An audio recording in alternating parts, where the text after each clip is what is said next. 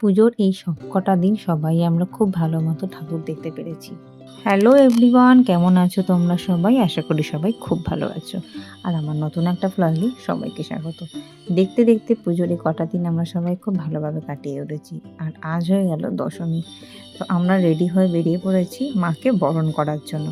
আর দেখো, এই হলো আমার দশমীর লুক। এই লাল রঙের শাড়িটা পরেছি। আর এই শাড়িটা হলো জলিস ক্রিয়েশন থেকে, আর এটা হলো দিদির শাড়ি।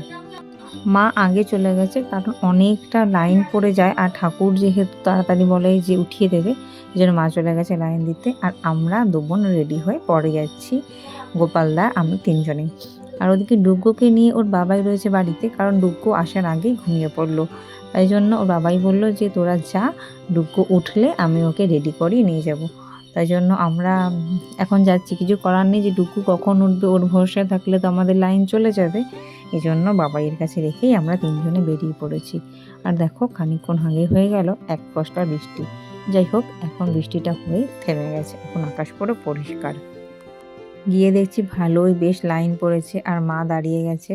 আর আমাদের এখানেও খুব বিকালের টাইমটাতেই ভিড় হয়, সবাই কাজ ছেড়ে একটু বিকালের দিকেই যায়। আর আমাদেরও মনে হয় বিকালের দিকে গেলেই বেশি আনন্দ হয়, প্রচুর লোকজনের সাথে দেখা হয়, পাড়ার বোন বৌদি দিদি কাকিমারা সবাই একসাথে হয়, খুব ভালো লাগে।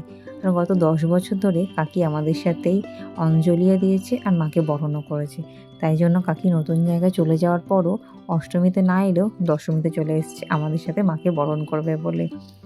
আর এখন আমরা লাইন দিয়ে দাঁড়িয়ে আছি। আর জানোই তো তোমরা আমার ভিডিও দেখে যে কাকি আর আমরা একসাথে হলে আমাদের হাসাহাসি গল্প কতটা হয়।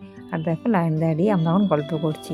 আর যাদের যাদের এর আগে বরণ হয়ে গেছে সবাই আমাদের সিঁদুর দিয়ে যাচ্ছে। এটাই তো হলো মজা আজকের দিনের, এই সিঁদুর খেলা।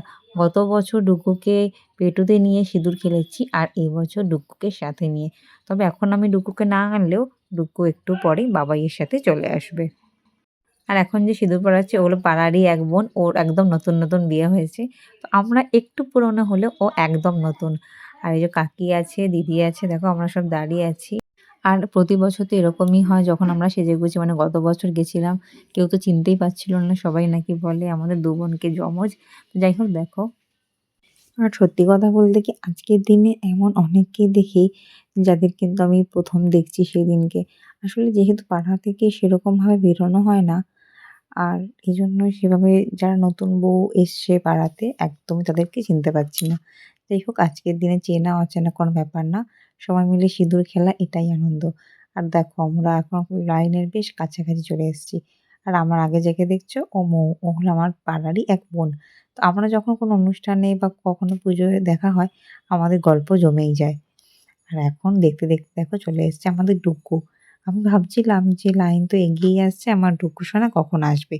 দেখতে দেখতে ঘুম থেকে উঠে বাবাইয়ের সঙ্গে চলে আসছে। যেহেতু ওকে আমি এর আগে কখনো সেভাবে বের করিনি, এই জন্য মণ্ডপে নিয়ে যেতেই সবাই ওকে দেখছিল আর সবাই ওর কথা জিজ্ঞেস করছিল।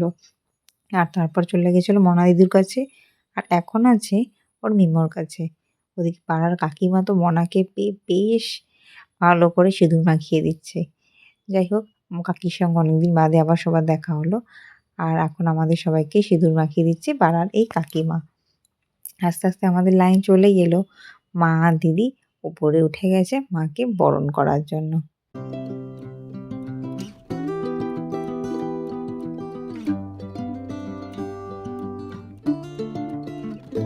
ওদিকে আমার ডুকু বাবাইয়ের কাছে এসে দুর্গা মায়ের পা ধরে প্রণাম করছে। আর ঠাকুরের কাছে না জানি কত মনের কথা আমাদের ডুকু আর ডুকুর বাবাই বলে নিচ্ছে। আমাদের হয়ে যাওয়ার পর এখন করছে কাকি বরণ।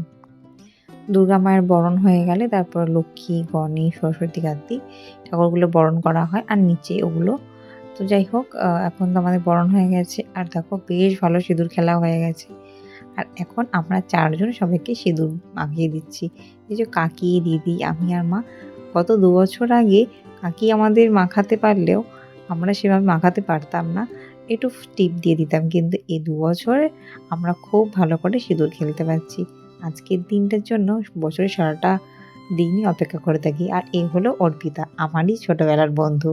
তো যাই হোক, তারপর একটু বাড়ি চলে গেছিলাম, আর যেই আমরা আওয়াজ পাচ্ছিলাম আবার চলে এসেছি রাস্তায় মাকে শেষবারের মতো দেখার জন্য। আবার একটা বছরের অপেক্ষা, মায়ের কাছে একটাই কথা, মা সবাইকে ভালো রেখো। পাড়ার সবাই আজকের দিন আনন্দ করতে করতে যায়। তো আজকের এই ব্লগটা এখানেই শেষ করছি। দেখা হবে নেক্সট কোনো ব্লগ।